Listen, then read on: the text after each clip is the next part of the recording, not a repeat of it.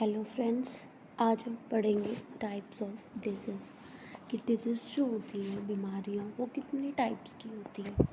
अब हम ना दो टाइप्स के बेसिस पे देखेंगे। एक तो है कि ड्यूरेशन के बेसिस पे कि कितने टाइम के लिए वो हमारी बॉडी में रहती हैं। दूसरी हम देखेंगे कि जो बीमारी हमें हुई है वो हमारे बर्थ से है या फिर हमारे बर्थ के बाद में हुई है। तो अगर हम ड्यूरेशन के पे देखें तो जो बीमारी है वो दो टाइप्स की होती है, एक्यूट डिजीज़ और दूसरी क्रॉनिक डिजीज़। एक्यूट और क्रॉनिक, और वो हमारे बर्थ से है या फिर बर्थ के बाद से। अगर हम इसके बेसिस पे देखेंगे तो कॉन्जॉइंटल और एक्वायर्ड, ये दो टाइप्स की डिजीज़ होती हैं। अब पहले देखते हैं हम एक्यूट डिजीज़। एक्यूट डिजीज़ क्या होती है? A few diseases occur suddenly and last for a few days। कि वो बीमारी जो हमारी बॉडी में सडनली होती है, अचानक से हो जाती है और थोड़े टाइम के लिए ही हमारी बॉडी में रहती है, थोड़े टाइम बाद वो चली जाती है, सही हो जाती है, उसको हम बोलते हैं एक्यूट डिजीज़। ये जो बीमारी है वो या तो मेडिकल ट्रीटमेंट से भी सही हो जाती है या फिर अपने आप भी सही हो जाती है। कभी कभी तो हमें इसकी टैबलेट भी नहीं लेनी पड़ती, अपने आप ही सही हो जाती है। Acute disease do not cause long term bad effect on our health. कि जो एक्यूट डिजीज़ है ना, ये हमारी बॉडी के ऊपर कोई बैड इफ़ेक्ट नहीं डालती, ना ये हमारा हेल्थ ख़राब होता है। हम जैसे थे वैसे के वैसे ही रहते हैं सही होने के बाद। लेकिन कभी कभी जो होती है ना, जो ये एक्यूट डिजीज़ है, ये क्रॉनिक डिजीज़ में कन्वर्ट हो जाती है। कब होती है? जब कोई बीमारी बहुत टाइम के लिए हमारी बॉडी में रह ले। एक्यूट डिजीज़ बहुत टाइम के लिए अगर हमारी बॉडी में रह रही है तो वो कुछ टाइम के बाद क्रॉनिक में कन्वर्ट हो जाती है। और जो पेशेंट है ना, वो फुली रिकवर कर लेता है ट्रीटमेंट के बाद में। जैसे कि जैसा वो बीमारी होने से पहले था, सेम वैसा ही वो सही होने के बाद में भी हो जाएगा, उसके हेल्थ पे कोई अफेक्ट नहीं होगा। एग्ज़ाम्पल देखते हैं हम। कोल्ड, कफ, खांसी, जुखाम, कोलेरा, टाइफॉइड, अस्थमा का अटैक जो होता है वो एक एक्यूट डिजीज़ में देखते हैं। लेकिन कुछ टाइम बाद अगर ये सही नहीं हुआ तो ये क्रॉनिक में कन्वर्ट हो जाएगा। और भी ये बहुत सारे एग्ज़ाम्पल्स हैं, निमोनिया एट्सेट्रा एट्सेट्रा। ये देखो डायग्राम एक्यूट डिजीज़ का। यहाँ पे इसको जुखाम, खांसी, सर दर्द, पेट दर्द, वॉमिटिंग, ये सारी जो है ना, ये एक्यूट डिजीज़ होती हैं। अब हम नेक्स्ट देखते हैं क्रॉनिक डिजीज़ कि क्रॉनिक डिजीज़ कौन कौन सी होती हैं। The disease that occur over a period of time and last longer और even for a long life time are called chronic disease. कि वो बीमारी जो एक टाइम पे शुरू होती है और धीरे धीरे वो बहुत दिनों के लिए हमारी बॉडी में रह जाती है। जैसे एक्यूट डिजीज़ थी, वो तो सडनली आती है, ये धीरे धीरे शुरू होती है हमारी बॉडी में और फिर बहुत दिनों के लिए रह जाती है, और कभी कभी तो लाइफ टाइम के लिए रह जाती है। तो chronic disease have drastic long term affect on patient health. कि जो क्रॉनिक डिजीज़ है ना, ये पेशेंट की हेल्थ के ऊपर बहुत ज़्यादा अफेक्ट करती है, बिल्कुल ख़राब कर देती है पेशेंट की हेल्थ को। If a disease last for more than 3 years it is called chronic disease. की कौन सी बीमारी को हम क्रॉनिक बोलेंगे? कि अगर कोई बीमारी हुई है और वो 3 साल तक रह जाए हमारी बॉडी में, तो वो क्रॉनिक डिजीज़ में आ जाती है। इसके जो सिम्टम्स होते हैं ना, वो बहुत माइल्ड होते हैं, हमें पता भी नहीं चलता, धीरे धीरे धीरे धीरे बढ़ते जाते हैं। शुरुआत में इसके सिम्टम्स दिखाई भी नहीं देते, इतने माइल्ड होते हैं। The risk factor involve in such disease में बी एज। जो रिस्क फैक्टर्स हैं इस एज में, वो किस किस पे ज़्यादा होते हैं? एज पे, या तो बहुत एज्ड लोग होते हैं या फिर बहुत छोटे बच्चे होते हैं। तो एज पे भी रिस्क होता है, जेंडर पे, अनहेल्दी लाइफस्टाइल, इस पे भी। A chronic disease may or may not be cured by medications। कि जो chronic disease है वो या तो टैबलेट से सही हो जाएंगे, लेकिन कभी कभी तो वो टैबलेट से भी सही नहीं होती, बंदा मेडिसिन लेता रहता है, वो मेडिसिन के सहारे ही जिंदा रह जाता है, फिर मेडिसिन लेगा तब तक वो ठीक रहेगा। तो कभी कभी तो ये मेडिसिन से भी सही नहीं होती। अगला, it can not be prevented by vaccine. इसको हम वैक्सीन से भी सही प्रिवेंट नहीं करवा सकते हैं। However chronic disease can be controlled by physical activities. की जो क्रॉनिक डिजीज़ है वो कंट्रोल किस किस से होती है? फिजिकल एक्टिविटीज़ से, हेल्दी डाइट से, अगर हम स्मोकिंग कम करें, कंट्रोल्ड वे में अल्कोहल का कंजप्शन करें, कि कंट्रोल रखें अल्कोहल के कंजप्शन पे, हम ज़्यादा ना लें। जो क्रॉनिक इलनेस है, जो क्रॉनिक डिजीज़ वाली बीमारी है, वो बहुत स्ट्रेसफुल होती है। उसको ना स्ट्रेस बहुत ज़्यादा, इंसान स्ट्रेस बहुत ज़्यादा ले लेता है, जिसकी वजह से उसका जो रिकवर होने का जो प्रोसेस है ना वो डिले हो जाता है। रिकवर बहुत धीरे धीरे होता है स्ट्रेस की वजह से। Patient does not recover completely. कि जो पेशेंट है वो 100% रिकवर बिल्कुल भी नहीं होगा। जैसा वो बीमारी होने से पहले था, बीमारी सही होने के बाद में वो वैसा बिल्कुल भी नहीं रहता है।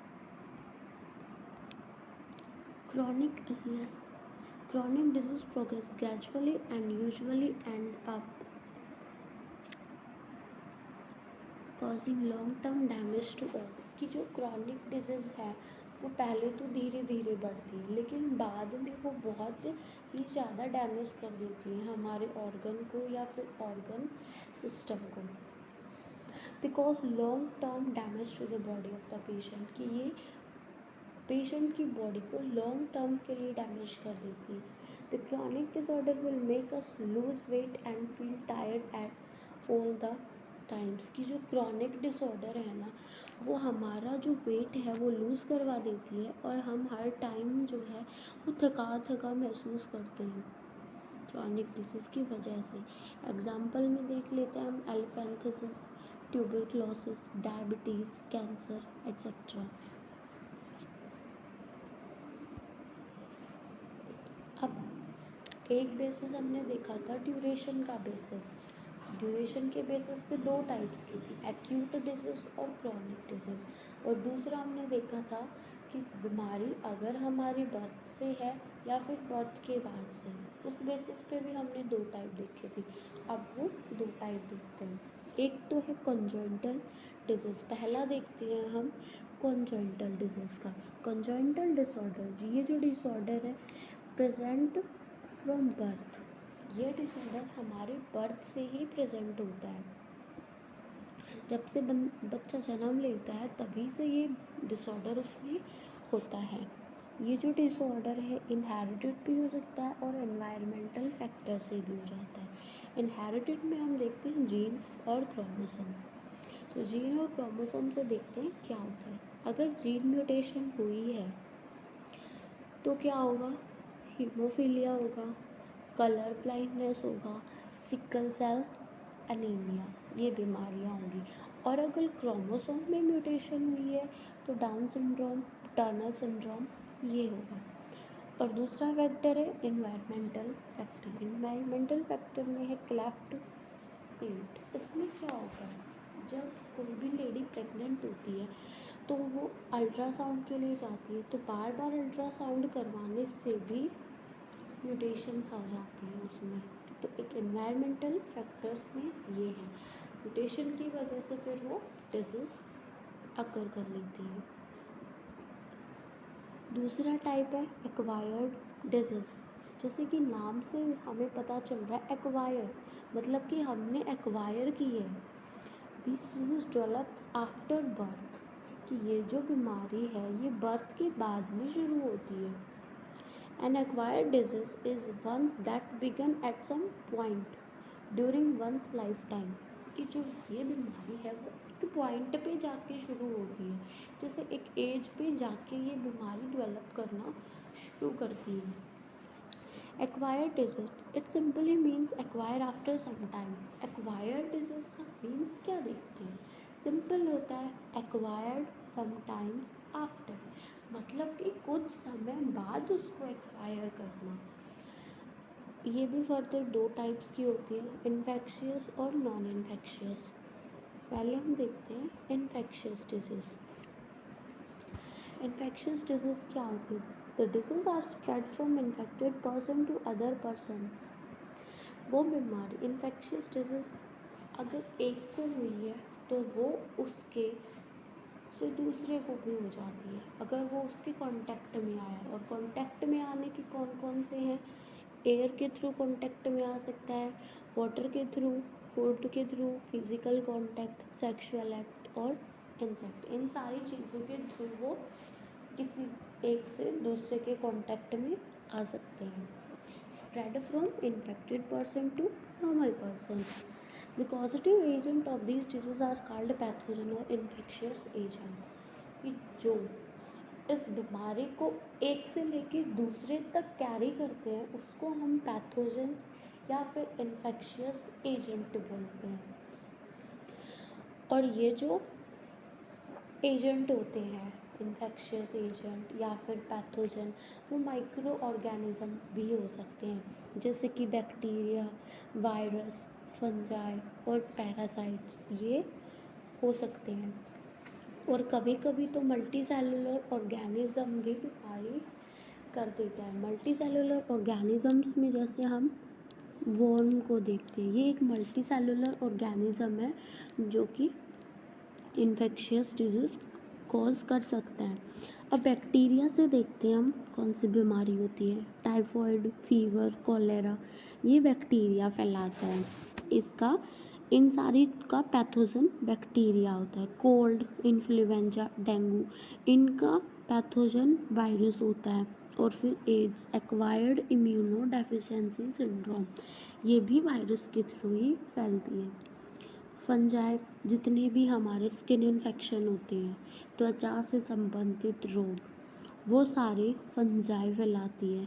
These microorganism are contagious, ये माइक्रो ऑर्गेनिज्म है ना कॉन्टेजियस होता है। कॉन्टेजियस मतलब एक से दूसरे में चले जाना, उसको हम बोलते हैं कॉन्टेजियस। एक से इन्फेक्टेड पर्सन से लेके हेल्दी पर्सन में चले जाते हैं, उसको हम कॉन्टेजियस बोलते हैं। Infection is transmitted through direct contact और थ्रू मीडियम, कि जो इन्फेक्शन है वो या तो डायरेक्ट कॉन्टैक्ट के थ्रू फैल जाता है या फिर किसी मीडियम के थ्रू। मीडियम हमने देखा था वाटर, फूड, इन सब के थ्रू। दूसरी है नॉन इन्फेक्शियस डिजीज़। अब एक बात हो, जो इन्फेक्शियस डिजीज़ है हम उनको कम्युनिकेबल डिजीज़ भी बोलते हैं। कम्युनिकेबल मतलब एक से दूसरे में चले जाना। नॉन इन्फेक्शियस को हम नॉन कम्युनिकेबल बोलते हैं, मतलब ये एक से दूसरे में फैलती नहीं है। Non infectious disease are not caused by pathogens and therefore can not be spread from one person to other. इनमें कोई भी पैथोजन का यूज़ नहीं होता और ना ही ये एक से दूसरे में स्प्रेड होती है। We don't require any infectious agent, इन्हें किसी इन्फेक्शियस एजेंट की ज़रूरत नहीं पड़ती। These diseases arise in our body due to imbalance in our body, कि ये डिजीज़ हमारी बॉडी में अराइज क्यों होती है, क्योंकि किसी वजह से हमारी बॉडी में एक इम्बैलेंस की सिचुएशन क्रिएट हो जाती है और उसी इम्बैलेंस से ये हमारी बॉडी में हो जाती है। Non infectious disease are caused by factors such as genetic, malnutrition, environment. जो ये बीमारी क्यों होती है, या तो कोई जेनेटिक फैक्टर होगा या फिर माल न्यूट्रिशन की वजह से भी फैल सकती हैं, इन्वायरमेंट से भी फैल सकती हैं, और वो कैसी लाइफस्टाइल में रहता है उससे भी ये हो सकती है। Infection non infectious is not transmitted through direct contact और थ्रू मीडियम, कि जो नॉन इन्फेक्शियस डिजीज़ हैं यहाँ पे नॉन आएगा। जो नॉन इन्फेक्शियस डिजीज़ हैं वो डायरेक्ट कॉन्टैक्ट या फिर किसी मीडियम के थ्रू ट्रांसमिट नहीं होती, एक्सेप्ट हेरिडिटरी जो डिजीज़ होती हैं जो कि पेरेंट से ऑफस्प्रिंग में जाती हैं वो ट्रांसमिट हो सकती हैं, ये एक एक्सेप्शन है। Example of non infection disease are cancer, Alzheimer's disease, epilepsy, ये सारी नॉन इन्फेक्शियस डिजीज़ हैं। So it's the end of the video. Thanks for watching. Bye bye.